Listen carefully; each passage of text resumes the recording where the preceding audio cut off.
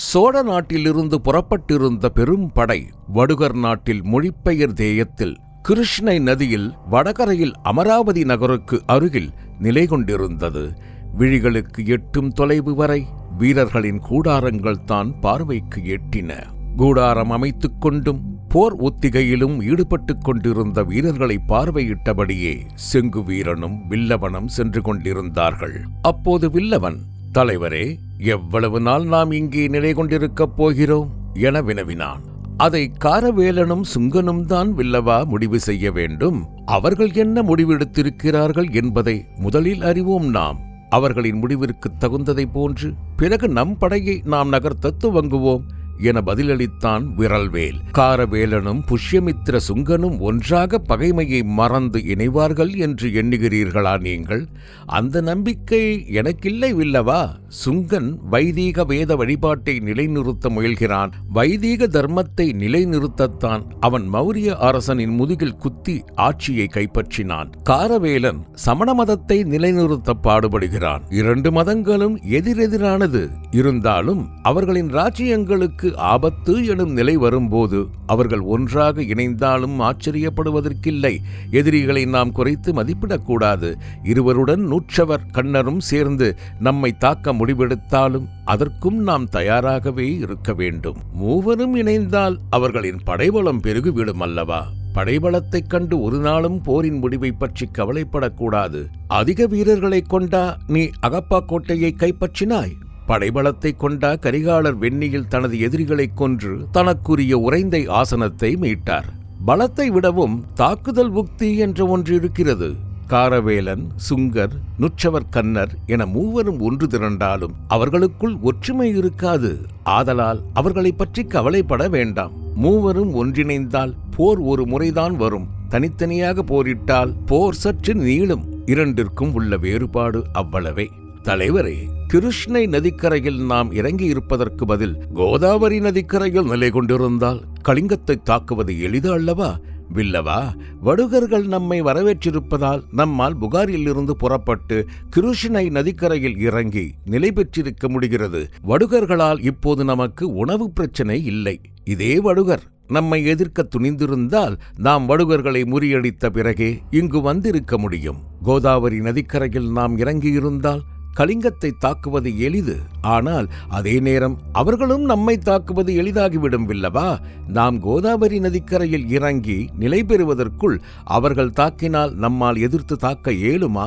கடல் மார்க்கமாகவே சோனை நதியின் வழியாக பாடலியையும் அடையலாம் என்பதற்காக நாம் பாடலிக்கரைக்கு நேராக சென்றுவிட முடியுமா? அதே நேரம் நுற்றவர் கண்ணரின் நிலை நமக்கு இன்னும் தெரியவில்லை. அவர்கள் நம்மை எதிர்க்க துணிந்து நம்மை பின்புறமாக தாக்கினால் நூற்றவர் கண்ண அரசன் சதகர்ணி படித்தானத்தில் இருக்கிறான்.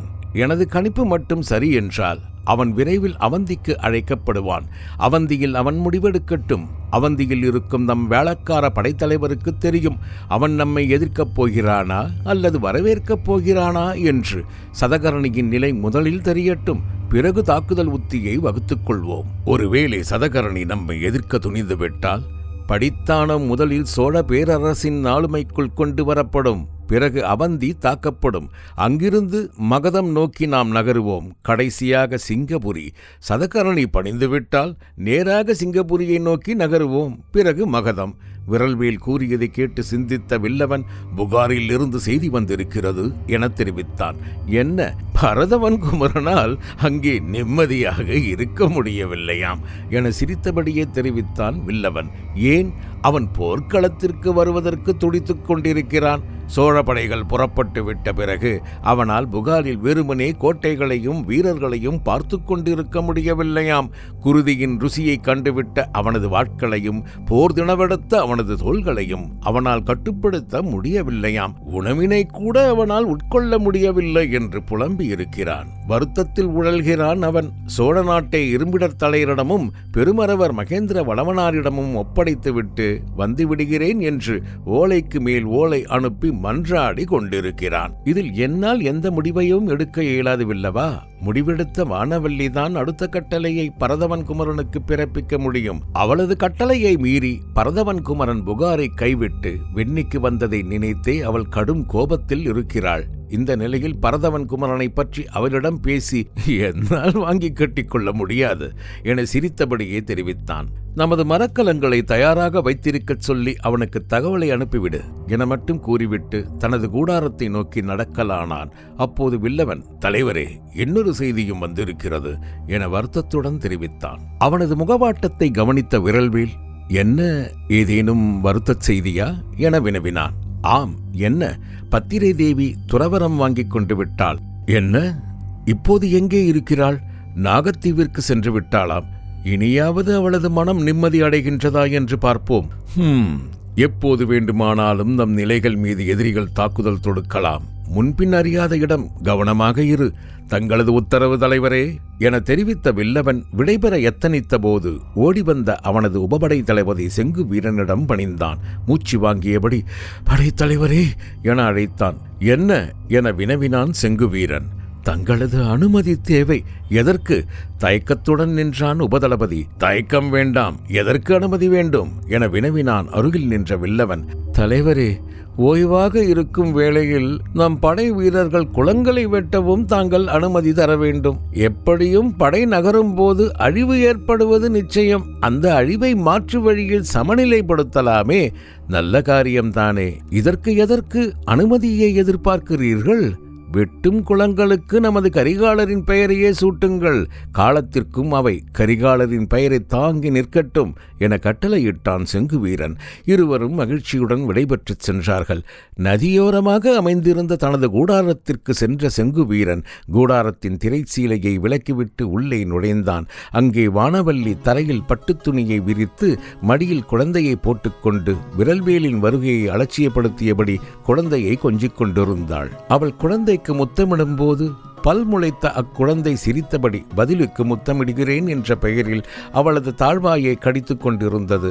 பிறந்து 1.5 வருடங்கள் ஆன அம்மழலையின் முத்தத்தில் மயங்கி போயிருந்தாள் வானவல்லி. அருகில் தொங்கிக் கொண்டிருந்த தூக்கு தொட்டிலில் குழந்தையை போட்ட பிறகே விரல்வேல் கூடாரத்திற்குள் அவளை பார்த்தபடியே நிற்பதை வானவல்லி கவனித்தாள். அவனை பார்த்து புன்னகைத்த வானவல்லி, தாங்கள் எப்போது உள்ளே வந்தீர்கள் என வினவினாள். என் குழந்தைக்கு நீ முத்தமிட பழகிக் கொடுக்க துவங்கிய போதே நான் உள்ளே நுழைந்து விட்டேன். விரல்வேலின் முகத்தை நோக்கிய வானவல்லி, அத்தான், இப்போதெல்லாம் உங்களது முகம் சற்று வாட்டமாகவே இருக்கிறதே, ஏன் அப்படி என வினவினாள். போர்க்களத்திற்கு சென்றாலும் விடமாட்டேன் என்று பின்தொடர்ந்து வந்து விடுகிறாயே, அந்த கவலைத்தான் வானவல்லி என விரல்வேல் கூற, உங்களுக்கு நான் இருப்பது பிடிக்கவில்லை என்றால் தெரிவித்து விடுங்கள். நான் என் மகனுடன் புகாருக்கு சென்று விடுகிறேன் என சினுங்கினாள். அவளது போலிச் சினுங்களை கண்டு வருந்திய விரல்வேல், சிறு பொய்க்கு முகத்தை திருப்பிக் கொள்ளலாமா வானவல்லி? நீ அருகில் இருக்கும்போது எனக்கு என்ன கவலை இருந்துவிடப் போகிறது என சிரித்தபடியே தெரிவித்தவன் அவளது மடியில் தலை வைத்து படுத்துக் கொண்டான். அப்புறம் எதற்கு உங்களது முகம் வாடி இருக்கிறது என அவளது தலைக்குடலை வருடையபடியே வினவினாள். அப்படியெல்லாம் ஒன்றுமில்லையே. இல்லை, எதையோ நீங்கள் மறைக்கிறீர்கள். உண்மையை கூறினால் நீ என் மீது கோபம் கொள்வாயே. பரவாயில்லை, எதுவானாலும் தெரிவியுங்கள். குழந்தை வந்த பிறகு எனக்கு கிடைக்க வேண்டிய முத்தம் அரவணைப்பில் முக்காலும் பறிபோய்விட்டதே, அதை எண்ணித்தான் வருத்தப்பட்டுக் கொண்டிருக்கிறேன் என அவன் சிரித்தபடியே கூறியதுதான் தாமதம். அடுத்த கணம் அவனது தலையில் குட்டு வைத்த வானவல்லி, நினைப்பை பார், இனி மொத்த முத்தமும் எனது மகன் திரையனுக்குத்தான், உங்களுக்கு அறவே கிடையாது என தெரிவித்தபடி அவனை மடியில் இருந்து கீழே தள்ளிவிட்டாள். அப்போது தூக்குத் தொட்டிலில் கிடந்தபடி சினுங்கினான் இளந்திரையன். வானவல்லி எழுவதற்குள் விரல்வேல் குழந்தையை தூக்கி மார்பில் கிடத்திக் கொண்டு மீண்டும் அவளது மடியிலேயே படுத்துக் கொண்டான். குழந்தை அவனது மார்பில் வளர்ந்திருந்த முடிகளை பற்றி இழுத்தபடி விளையாடிக் கொண்டிருந்தது. அதை பார்த்தபடியே வானவல்லி செங்குவீரனின் தலையை கோதியபடி அமர்ந்திருந்தாள். அப்போது விரல்வேல், வானவல்லி, நீ செய்தது தவறோ என்று கூட எனக்கு சில நேரம் தோன்றுகிறது என தெரிவித்தான். பத்திரையிடமிருந்து குழந்தையை பெற்றுக்கொண்டதை பற்றி கூறுகிறீர்களா? வேலக்கார படைத்தலைவரின் மரணத்திற்கு பிறகு அவளது மனநிலை முற்றிலும் மாறிவிட்டது. குழந்தை பிறந்த பிறகும் கூட அவள் மாறவில்லை.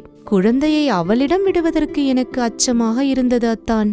இயல்பாகத்தான் இருக்கிறாள், ஆனால் அனைத்தையும் திடீரென்று மறந்து பிரம்மை பிடித்தவளை போன்று ஆகிவிடுகிறாள். அவளுக்கு கடவுள் இப்படிப்பட்ட நிலையை அளித்திருக்க கூடாது அத்தான்.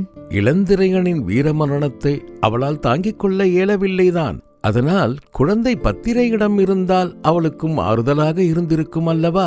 வேலக்கார படைத்தலைவரின் ஆசையை நிறைவேற்ற வேண்டுமானால் இக்குழந்தை உங்களுடன் போர்க்களத்திலேயே தான் வளர வேண்டும் என அவளே என்னிடம் கொடுத்துவிட்டு சென்று விட்டாள். அதனால் குழந்தையை வாங்கிக் கொண்டு நீயும் வந்து விட்டாய். புகாரிலிருந்து செய்தி வந்திருக்கிறது. என்ன செய்தி? பத்திரை தேவி நாகத்தீவிற்கு சென்று விட்டாளாம். எதற்கு? புகாரில் இருந்தால் வேளக்கார படைத்தலைவரின் சிந்தனைதான் வந்து கொண்டிருக்கிறதாம். ஆதலால் அனைத்தையும் துறந்துவிட்டு காவி உடையை தரித்துக் கொண்டு துறவரம் வாங்கி சென்று விட்டாளாம். இந்த வயதில் அவள் இப்படி ஒரு முடிவை எடுத்திருக்க கூடாது. வருத்தமாகத்தான் இருக்கிறது என விரல்வேல் கூறிக்கொண்டிருந்த போதே நகர்ந்து வந்த திரையன் செங்குவீரன் முகத்தில் ஏறி அமர்ந்து கொண்டு அவனது தலைமுடியை பற்றி இழுக்கத் துவங்கினான். அவன் செய்த சேட்டையை மகிழ்ச்சியுடன் அனுபவித்தபடி மீண்டும் அவனை இறக்கி மார்பில் போட்டுக்கொண்டான் விரல்வேல். வருத்தத்தில் காணப்பட்ட வானவல்லியின் முகத்தைக் கண்ட விரல்வேல், பத்திரையை எண்ணி வருத்தப்பட்டது போதும் வானவல்லி என அவளது வாடியிருந்த முகத்தை பார்த்து தெரிவித்தான். இப்போது நான் பத்திரையை எண்ணி கவலைப்படவில்லை. அவளுக்கு அத்துறவரம் நிச்சயம் நிம்மதியை அளிக்கும் என்ற நம்பிக்கை எனக்குள்ளது. பிறகு எதற்கு வருத்தமாக காணப்படுகிறாய்? அவந்தி தேசம் சென்றிருப்பவர்களை எண்ணி வருத்தப்படுகிறேன். யார்? உமது தமையனை எண்ணி வருந்துகிறாயா? இல்லை. பிறகு? என் தம்பியை எண்ணி வருத்தப்படுகிறேன். திருக்கண்ணன் மற்றும் இம்ஹோட்டப் இருவரும் அண்ணனுக்கு உதவிக்கு போதாதா? இவன் எதற்காக சென்றிருக்கிறான்? ஏதேனும் ஆபத்து ஏற்பட்டால் என்ன ஆவது? எதுவும் ஆகாது வானவல்லி. வேளக்காரப்படை தலைவனான உனது தமையன்தான் உடனிருக்கிறாரே. அவர் கரிகாலனுக்கு உதவிக்கு சென்றிருந்தால் நான் வருத்தப்பட மாட்டேன்.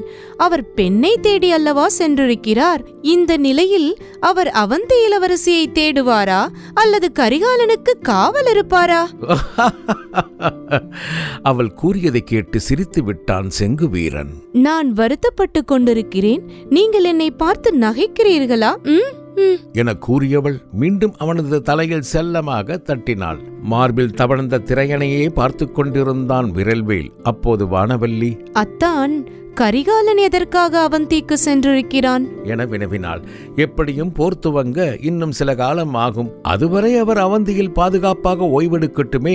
பாதுகாப்பாகவா? ஆம். அவனுக்கு இங்கே பாதுகாப்புக்கு என்ன குறைச்சல்? அவரது உயிருக்கு ஆபத்து என்று ஒற்றர்கள் மூலம் தகவல் கிடைத்திருக்கிறது. எப்படி கரிகாலரை பாதுகாக்கலாம் என்று நினைத்த போதுதான் கரிகாலரை அவந்திக்கு அனுப்பி வைத்து விடலாம் என்ற எண்ணம் தோன்றியது. அனுப்பி வைத்து விட்டேன். அவந்தியில் அவர்களை உபசரிக்க யார் இருக்கிறார்கள்? அவந்தி இளவரசி இருக்கிறாளே. அவந்தி இளவரசி? ஆம். இந்நேரம் திருக்கண்ணனும் இம்ஹோட்டெப்பும் அந்த பணியை நன்கு செய்திருப்பார்கள். இன்னும் சில மாதங்கள் கரிகாலர் அங்கேயே ஓய்வெடுக்கட்டும். தேவைப்படும் போது அவரே வெளிப்பட்டுக் கொள்வார். நீங்கள் எதையோ என்னிடம் மறைக்கிறீர்கள். எதை மறைக்கிறேன்? பாதுகாப்பு என கூறி என்னை ஏமாற்ற நினைக்காதீர்கள். தகுந்த பாதுகாப்பில்லாமல் ஒரு நாட்டின் பேரரசன், அதுவும் தனியாக மாற்றான் தேசத்திற்கு மாறுவேடத்தில் செல்ல வேண்டிய அவசியம் என்ன?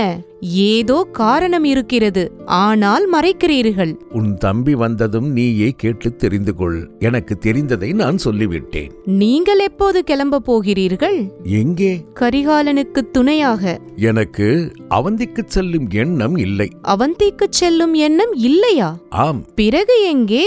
சிங்கபுரிக்கு செல்ல நினைக்கிறேன். சிங்கபுரிக்கா? ஆம். அங்கு எதற்கு? காரவேலனின் படைபலத்தை முறியடித்து அவனது தலைநகரை எப்படி கைப்பற்ற முடியும் எனும் மார்க்கத்தை அறிய. ஒற்றர்களைத்தான் ஏற்கனவே அனுப்பிவிட்டீர்களே. ஆமாம். பிறகு நீங்கள் எதற்காக செல்கிறீர்கள்? அனைத்திற்கும் நாம் ஒற்று தகவல்களை மட்டும் கொண்டு முடிவெடுக்க இயலாது வானவல்லி. சிலவற்றை நேரில் கண்டுதான் முடிவெடுக்க இயலும். சிறு தவறு நேர்ந்தாலும் பாதிக்கப்பட போவது ஒட்டுமொத்த தமிழகமும் தான். ஆதலால் நான் சென்றே ஆக வேண்டும். ஆபத்தான காரியம். ஆபத்துத்தான். சிங்கத்தின் குகைக்கே சென்று ஒற்றறிய நினைக்கிறீர்கள். சில உயர்ந்த நோக்கத்திற்காக சில வேளைகளில் அந்த பணியையும் செய்ய வேண்டியிருக்கிறது. உறைந்தையில் தனியொருவராக இருங்கோவின் அரண்மனைக்குள்ளே சென்று திரும்பியவர்தானே நீங்கள்?